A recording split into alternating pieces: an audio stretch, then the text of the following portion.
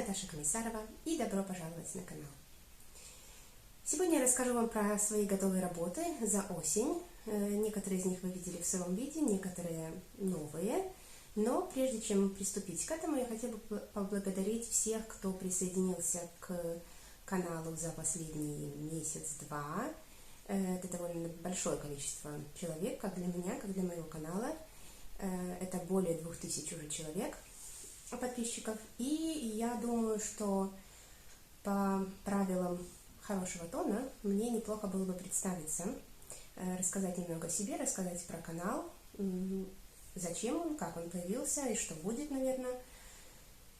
Но это я, конечно же, сделаю в отдельном видео. Просто если у вас есть еще какие-то вопросы, то пишите в комментариях, и я по возможности на них отвечу в том видео, где буду рассказывать о канале. В январе, где-то в середине, каналу будет 2 года, и думаю, что к этому времени где-то я и выпущу это второе видео. По крайней мере, надеюсь. Итак, давайте тогда перейдем к работам. Сегодня исключительно будет видео о готовых работах, но в формате руки кадре, потому что пока мы дождемся светлого дня, а у нас теперь так темно, что даже днем надо включать свет, пока мы все будем здоровые, не сопливые и так далее, наверное, уже январь наступит. Итак, что я вам хочу сегодня показать? Я вам покажу те шапочки, которые я делала, и несколько плечевых изделий, и, конечно же, расскажу, что там и как я это все вязала. Все цвета и иногда количество петель я буду подписывать на экране. И давайте начнем. Сначала я в хронологическом порядке буду вам показывать. Это будет вот такой вот снуд, который я связала к шапочке Бини. Это летняя шапочка. Шапочку я вам показывала в видео о процессах, наверное, или о готовых работах в прошлый раз. И вот сейчас у меня еще готов к этому снуд. Мне очень нравится, как эта пряжа выглядит в лицевой глади. Но снуд получился большой, поэтому буду я его переделывать. Я его сделала шире, чем шапочку, и уже который раз убеждаюсь, что снуд надо делать на то же количество петель, что и шапка, иногда даже меньше, потому что получается слишком широкий. Так что буду его переделывать. Ну или подожду, сделаю из этого шапку, а шапочку перевяжу. Весной посмотрим, на каком этапе развития будет Ян. Из чего я это вязала? Вязала я это из хлопка. Как я тоже показывала вам, это Pima Bumult 2х4 от фирмы Камароза. Номер 3371, золотой. Ну, он в мотке очень как-то выглядит непрезентабельно, но очень красиво выглядит в полотне. Я купила еще такую пряжу, но распаковку я вам покажу ближе уже к весне, потому что кому сейчас интересен хлопок. Так, это первое изделие. Второе изделие – это вот такая вот шапочка. Предыдущую шапочку я вязала 3 таких. Та, которая сделана из вот такой пряжи, Камароза и 1980 цвет. Я вам говорила, что она мне, Яну была слишком большая, она была без подворота. Я ее временно отдала мужу, пока ему вязала следующую шапку, поэтому у меня ее сейчас нет. Я ему не смогу показать, но Яну она была большая, поэтому я ему связала вот такую вот быстренько. Эта шапочка двойная, вот такая вот. Она сейчас у меня не постиранная, но, видите, она так хорошо выглядит, она вообще не закаталась, мы ее носили осень. Она чуть-чуть даже такая распушилась. Это меринос и такой, ну, довольно резиновый меринос, я бы сказала, но она очень хорошо выглядит, видите. Почему я показываю вам ее не постиранную? Мы, конечно же, сейчас ее не носим, потому что мне не очень нравится высота этого отворота. То есть она из-за, наверное, макушки острой чуть-чуть подскакивает, и получается, что уши вылазят чуть-чуть, и или ее постоянно натягивать, или просто-напросто сделать выше отворот, чтобы можно было чуть-чуть ниже опустить, вот так вот, чтобы были закрыты уши. Но Ян просит ничего не делать, но я-то вижу, что что-то не то. Вначале, конечно, когда я ее сделала, отворот был вот до сюда, но шапочка растянулась, и поэтому и вширь, и все это пошло. То есть высота пошла вширь, и поэтому подворот, думаю, что нужен чуть-чуть повыше. Вот так это выглядит полотно. Очень такое красивое. Видите, пушок вышел. Закрывала тут на 4 клина. И вязала от макушки до макушки. Ушло мне на это ровно 2 мотка. И еще раз пряжа это Камароза. Камароза Яку 4х16, 100% меринос. Меринос Супервош. Цвет 1809 этой шапочки. Очень красивый. Он, по-моему, называется кирпичный, но я тут... Ну, хотя, может, действительно кирпичный, даже не знаю. Что-то в этом кирпичного есть. Но цвет такой меланжевый, очень красивый, неоднородный. Следующую шапочку, которую я вязала, это вязала шапка для мужа. Она уже у меня готова. Точно так же из мериноса у меня вот ушло на это 3 мотка. И вот это вот из 4-го мотка я взяла. Что у меня осталось? Цвет серый, но он такой голубо-серый, синий-серый, 1752. Точно так же Камароза, Яку 4х6. А, кстати, метраж вам не сказала. Метраж 50 грамм на 200 метров. А хлопок, там тоже, по-моему, 200 метров на 50 грамм было. Да, 200 метров на 50 грамм. Вот такая шапочка у меня получилась. Точно так же вязала от макушки до макушки. Очень длинная получилась. По-моему, около... Тут даже, видите, не закрыла, чтобы муж знал, где, где начало, где конец. Я ее почему такую большую связала? Потому что я знаю, что вязала на 60 сантиметров обхват головы. У Яна, кстати, сейчас на 53 вот та шапка была. Вязала такую, потому что, опять же, знаю, что отворот пойдет в ширину, и он будет ниже. А я хотела бы все-таки, чтобы она была потеплее и закрывала хорошо так не макушку, а и уши, и лоб. Вот. Здесь макушку чуть по-другому я закрыла. Трудно, наверное, будет показать. Я ее закрыла чуть-чуть более остро, чтобы она не торчала так, как в предыдущей шапочке. То есть я дошла где-то до сюда. То есть у меня было между маркерами оставалось, наверное, где-то 15 петель. И после этого я начала закрытие в каждом ряду, чтобы она была более такой плавной, а не острой. Вот, и поэтому она чуть-чуть такая, ну, не такая острая макушка получилась, она получилась более округлая. Как я вязала и сколько петель я везде набирала. На шапку вот такую вот я набирала между петлями, между маркерами у меня было 44 петли. Это было много для Яна, было как раз для меня, но мало для мужа. Если без отворота, то для мужа как раз на 60 сантиметров. У меня обхват головы 56 сантиметров. Поэтому красную шапку я вязала... Так, где она у меня? Вот это вот. Между петельками у меня уже было 36 петель, то есть я на 8 уменьшила здесь вот раппорт, так, 36, 36, 36, на 4 умножить. И в этой шапке я уже вязала плюс 8 к той желтой, и это у меня было 52. Так, то есть 52 петли между маркерами. 52 умножьте на 4, у нас получается 208, да, если я ничего не путаю. Так что 36, 44 и 52, так, то есть везде плюс 8 петель. И как раз на семью получились шапки. Очень такая неплохой наборчик, скажем так. Еще я вязала себе шапку точно так же от макушки до макушки, но эту шапку я перевязывала. Вот так у меня получилось. Это у меня получилось 3 мотка. Я ее связала, и пряжа довольно такая упругая, как видно, но у меня по ширине она была 24 сантиметра, а потом она разносилась до 26. И, так, знаете, хожу, вроде бы тепло, а вроде бы все равно что-то задувает. И я, в конце концов, поняла, что мне просто-напросто задувает в уши, потому что она мне не плотно по голове. И я ее распустила вот до сюда. Чуть-чуть, потому что я от макушки вязала, чуть-чуть раньше перестала делать убавки, и опять же дальше вязала вперед. Сейчас у меня здесь 20 или 21 сантиметр. Честно говоря, чуть-чуть маловато. Так плотно очень сидит она по голове, но плюс еще я ее выравнивала, то есть уже такая пряжа, она более такая будет жесткая, не такая резиновая после ВТО. Но отворот меня устраивает. И я надеюсь, что она все-таки в процессе носки чуть-чуть еще разойдется. Видите, она довольно неплохо растягивается. Этот узор, такой же узор, как у меня был на свитере. И вы знаете, я настолько долго искала этот узор везде.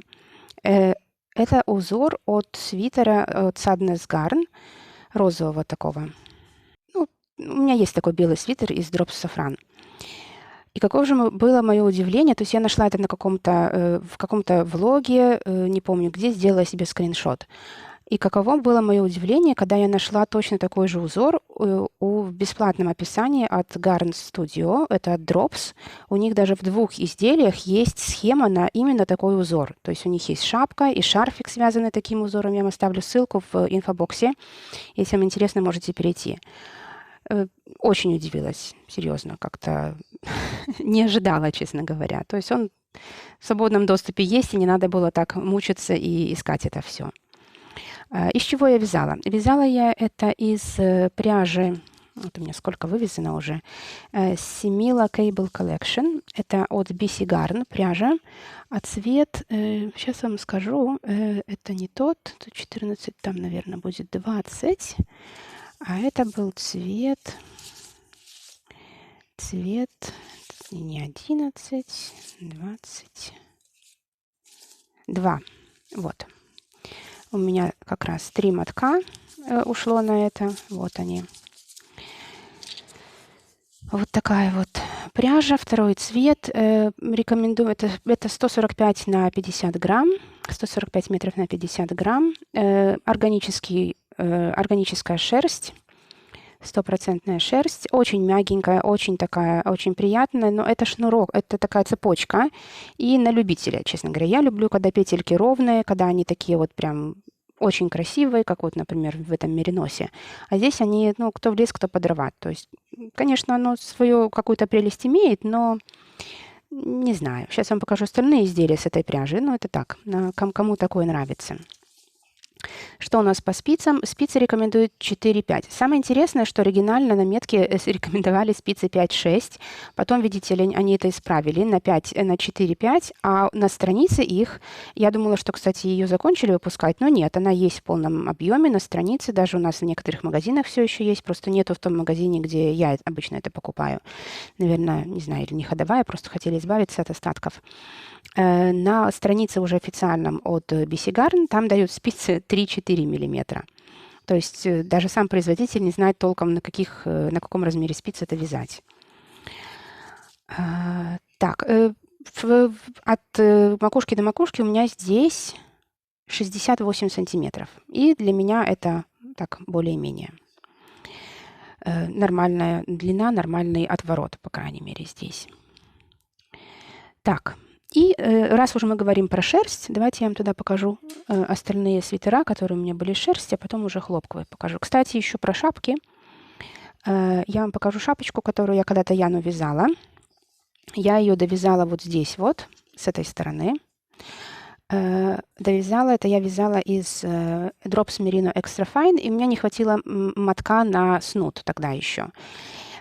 И это номер 3, темно-серый. В этот раз она ему уже такая впритык совсем-совсем был, уже лоб даже был почти открыт, так наполовину. И я купила еще раз моток, еще один, и довязала еще раз, спустила, чуть-чуть надвязала. Сейчас оно как раз. И видите, как ни странно, цвет почти не отличается. Я очень удивилась. Очень удобное закрытие. Вот здесь вот я вам когда-то говорила звездочкой. То есть, когда вы делаете убавки, а потом последний, например, вы сделали убавки до, скажем, у вас осталось, не знаю, 8 петель между маркерами, и потом вы просто-напросто это стягиваете. Это очень удобно для детей, потому что потом вам не надо вот это вот все распускать, вы просто распускаете до этих вот 8 петель, где вы все стянули, надвязываете чуть-чуть, шапка больше, профит. Так что очень, очень удобно, и более того, оно очень хорошо смотрится. хорошо смотрится. Так, вот это вот и снуд. Я вам говорила, что докупила пряжу. У меня был перед сделан. Вот видите, уже прям вот это надо отрезать остатки. Видите, уже так вот, как вязала здесь. Тоже, в принципе, можно это распустить и довязать нормально, но просто у меня тут ниточки совсем оставались. И вот здесь, вот с этой стороны у меня вообще ничего не было. То есть я вот здесь вот закрыла просто вот этим вот, это у меня альпака, дропс альпака, да, дропсковская, и все. То есть это оно загиналось, постоянно неудобно. Сейчас я докупила моток и тоже вот это вот довязала, поэтому сейчас у меня этот снуд, в принципе, опять нитка вылезла. Снуд такой полноценный, я бы сказала. Очень удачная вещь, в отличие от того желтого набора. Тут у меня просто все идеально было. Вот. Ну, кроме, конечно, этих ниточки. Это после стирки, видите, тоже никакой разницы в цвете нету. И очень так удивительно, честно говоря, что у дропса нету таких перепадов цвета. Так, что у нас со свитерами? Свитер еще вам покажу вот такой вот.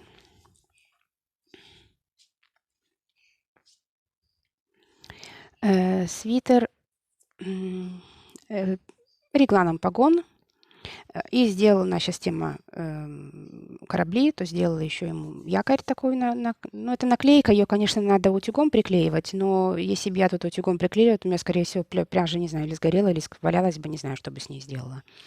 Вязала я вот из такой шерсти. Это та же самая Simila Cable Collection, 145 метров в 50 граммах, и это цвет 20, по-моему. Это я вязала на спицах 4, потому что когда начала вязать, резинку вязала на 3. Когда начала вязать, мне как-то показалась тройка очень плотно, а 3,5 тоже очень плотно. Я начала вязать на 4. В принципе, на 4 нормально, но как-то, не знаю, уж очень она такая какая-то. И вязка довольно крупная, и ну, как-то оно и растягивается так. Вот здесь вот тоже на этом. В принципе, я довольна. Он хорошо очень смотрится. Вот посмотрите, ставлю вам фотографии. Но как-то, не знаю, для меня это слишком плотная вязка. У меня на это ушло 4 мотка. Вот что у меня осталось от 5 и целый 6. У меня всего было по 6 мотков всех этих пряж. Если мы говорим про размеры, то я вязала на размер где-то 122. Я сейчас 5 почти с половиной. И на 122 он так чуть-чуть больше, чем надо. То есть еще, думаю, на следующую осень нам этого хватит. Так, с этой стороны как выглядит. Изнанка выглядит. В принципе, оно неплохо смотрится, но, как говорю, так можно было поплотнее. Кстати, вот эту вот шапочку. Кстати, очень мне нравится, как выглядит эта пряжа. Смотрится это такой розовенький, хотя это песочный с голубым. Эту вот шапочку вязала на спицах 3 миллиметра. Эту на 4, видите, я бы не сказала... Ну, видна, конечно, разница в петлях, но не аж такая большая. Когда я ее первый раз связала, то разницы практически не было вообще. Так, это что у нас про свитер. Потом я связала другой свитер, тоже из пряжи. Вот такой же, у меня только один моток остался уже. Я уже вязала на спицах 3,5 миллиметра. Это у меня цвет 11. Чтобы он был чуть-чуть поплотнее, этот свитер. И вот это что у меня получилось. Кстати, вот насчет этого свитера, что мне не очень нравится, он голубого цвета. Я хотела, чтобы он выглядел таким, знаете, легеньким, таким воздушным. Поэтому я никакой петлевки здесь не делала. Я сразу перешла на горловину. Горловину здесь закрывала просто как спицами, так, то есть по рисунку. У меня где-то есть видео, как я безрукавку закрывала таким способом. И мне здесь очень нравится так, потому что никакой другой способ бы не получился. Очень грубо выглядели все другие способы закрытия, а этот просто замечательно. И здесь я не меняла спицы, кстати, как ни странно. А когда я начала закрывать горловину вот здесь вот, у меня получилось очень-очень тут грубо. И поэтому я здесь последний ряд, здесь у меня тоже на троечке, последний ряд я здесь провязала на 2,5, и уже вот эту вот горловину я закрыла на 2, потому что почему-то было очень расхлябано. Может, она чуть-чуть больше или что, не знаю. Здесь уже сделала кетлевку, она здесь неплохо смотрится. Кетлевка вот так вот выглядит с изнаночной стороны, другим цветом сделала. Другим цветом сделала, потому что у меня здесь как раз в тон идет вот этим вот полосочкам. Ну, оригинально делается изнаночными, конечно, потом просто крючком делаются эти полосочки. Делала вдохновившись картинкой от Brooklyn Tweed. У них тоже есть такой свитер, другого цвета, конечно, но я давно хотела такой связать. Вот, наконец-то, получилось. У нас с обратной стороны это вот так вот выглядит. Видите, тут закрыто все. Вот. По рукавам идут полосочки, и по телу тоже идут полосочки такие. Коричневый цвет у меня был такой же. Я специально дополнительный моток покупала, чтобы именно было на такие полосочки. И второй хотела сделать зеленым, но зеленый вообще здесь не подходит. Сейчас, кстати, покажу зеленый.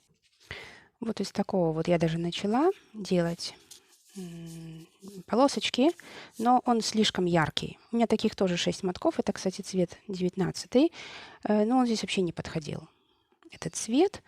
И я решила, что может, ну, я, в принципе, тоже захотела еще один такой свитер зеленого цвета с желтыми полосочками. Я подумала, что как бы так это будет хорошо смотреться, но здесь это вообще не смотрится. И поэтому один коричневый, а второй я делала из... Ну, вот такой у меня был остаток от той шапки, что я вам показывала. Это меринос. Не знаю, как он называется, но такой, который не резиновый, не супервош. И вот этот вот цвет просто идеально здесь подошел. Это пряжа. У меня этикеток уже нету. Вот такая вот. Я когда-то покупала. Это от Hobby Evergreen. Органическая шерсть. Цвет, ну, цвет там другой, конечно же. И здесь, по-моему, 220 метров на 50 грамм. 230 метров на 50 грамм. Но она довольно такая, ну, хорошо распушается. Неплохая пряжа. Вот. Но здесь вязала в 2 нити. Нет, в одну даже здесь вязала, потому что в 2 было слишком толсто как-то. И вот смотрите, вот такая пряжа 230 метров на 50 грамм, в принципе, выглядит точно так же, как пряжа тоже в одну ниточку 145 метров на 50 грамм. То есть разница в ниточке вроде бы в 2 раза, а ну, вяжется одинаково. Вот. Это что касается этого свитера. Тоже регланом погоном. Этот свитер чуть-чуть большеват получился. И, наверное, если я буду зеленый вязать, потому что, ну, этот чуть-чуть большеват, тот, в принципе, более-менее голубой.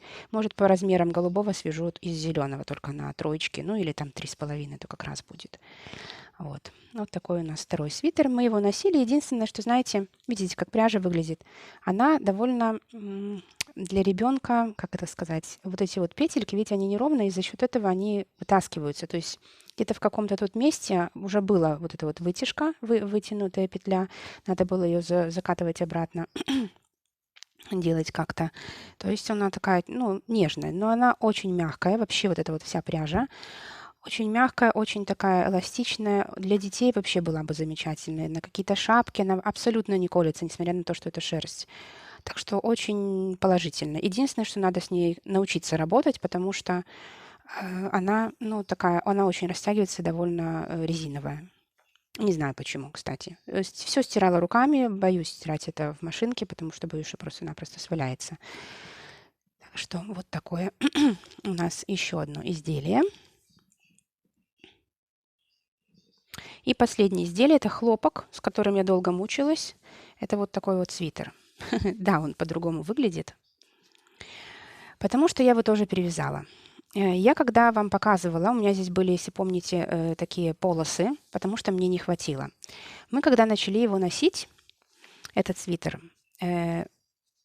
вот посмотрите даже, мне это вообще не понравилось. То есть, во-первых, я поняла, что здесь нужно делать обработку горловины, обязательно кетлевку. Без нее она просто не смотрится. Во-вторых, вот эти вот здесь вот тоже должны быть хорошо выделенные линии реглана, потому что иначе это не смотрится тоже. То есть я пыталась, конечно, как-то спрятать вот эти вот убавки здесь, но у меня не получилось их спрятать. И поэтому я сделала вот так, как есть. Мне кажется, что сейчас это выглядит, ну, намного лучше. Здесь сделала вот так вот обратно, сзади только с кетлевкой, так. Кетлевку именно специально делала с изнаночной линией, потому что здесь я попробовала кетлевку делать без изнаночной линии. Вот, и мне, в принципе, тоже нравится, как это выглядит. Давно хотела так попробовать. То есть не провязывала изнаночный ряд после того, как я закончила вязать, а просто сразу провязала еще 3 ряда и подняла петли с другой стороны. И там уже вязала как бы обратную сторону. А здесь поднимала после провязывания изнаночной линии. И, ну, здесь оно хорошо смотрится. Этот рисунок очень растягивается. Что я сделала для того, чтобы я поместилась в эти несчастные 6 мотков? Я, когда примерила это все, я поняла, что этот свитер, во-первых, большой, и он под своим весом очень сильно растягивается. То есть он, ну, длина была более-менее, можно было бы чуть-чуть покороче, но длинная была очень вот эта вот линия реглана и абсолютно длинная широкая горловина. То есть я что сделала? Я, когда распустила еще раз все до подрезов, и здесь, вот видите, делала вот этот первый вот это вот раппорт, делала убавки вообще в каждом ряду, чтобы уменьшить количество пряжи, чтобы уменьшить вот этот вот как бы массу здесь, чтобы она не растягивалась на плечах. И тут все получилось. То есть я здесь уменьшила, здесь нормально вязала, в каждом втором убавке делала, здесь в каждом втором убавке делала. По-моему, здесь я еще делала тоже в каждом ряду убавки. Горловину тоже сделала чуть-чуть поменьше, и я абсолютно уложилась. Но я делала так, что я взвешивала. То есть я, когда его распускала, я вот эту вот каждую часть взвешивала и смотрела, насколько мне надо регулировать убавки. То есть где мне все-таки уже побыстрее делать, более часто делать убавки, а где можно еще тут разогнаться. Вот, и поэтому уложилась идеально. Изнанка, как я уже не раз делала, другим цветом здесь, но это хорошо здесь выглядит. И на вот сюда, на горловину мне тоже всего хватило. Так что я довольна. Это сейчас выглядит намного более гармонично, без вот этих вот непонятных полос, потому что они как-то, они были такие яркие, они вообще ни к селу, ни к городу были. И поэтому очень хотелось это все быстренько перевязать. Вот, вот такие у меня результаты по этому всему. И, в принципе, это все. Я сейчас буду вязать, кстати, я сейчас, вот сзади как оно выглядит, тоже все очень аккуратненько. Сейчас я хочу вязать, кстати, из чего я вязала это. У меня ушло 6 мазков, но я вам показывала. Это пряжа Rainbow Hobby, но, может, кто не видел. Цвет 90, стопроцентный хлопок, 170 метров на 50 грамм. Вот. Rainbow 8×4. 6 мотков у меня ушло. И, наверное, там каких-то, не знаю, 5 или 10 грамм этого второго цвета. У меня остались еще моточки с этого. Я сейчас хочу сделать в офис несколько подарков. И я вяжу шапочки. Они, конечно, не зимние, но, вы знаете, в этом году я вижу, что очень много у нас появилось в продаже шапок таких просто бини. Вот таких вот. Очень как-то это популярно, и я решила тоже такую вот связать, знаете, уже ближе на осень, для тех, кто там в машине ездит на работу или в транспорте. В транспорте, в принципе, тоже тепло. Сидишь в транспорте, вышел, быстренько надел капюшон, добежал до офиса и так далее.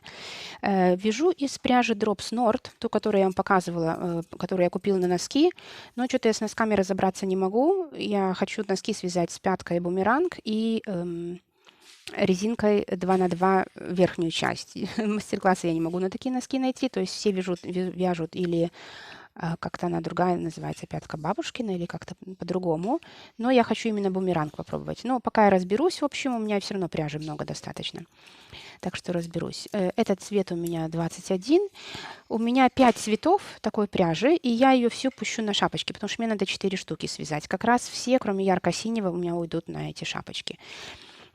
Я вяжу на спицах 2 миллиметра, кому интересно. И здесь у меня, сейчас вам скажу, у меня между клиньями 17 петель. 8 клиньев, 17 на 8, сколько это будет? 100, 130, или, не помню точно, или 138, или 146. Надо посчитать. В общем, 17 петель между клиньями набирала. Посмотрю, но, по-моему, из того, что я посчитала, это должно быть нормально. Насколько я знаю, она чуть-чуть еще разлезется, эта пряжа, ну, пойдет вширь после ВТО. То есть я нашла такую шапочку бини в интернете.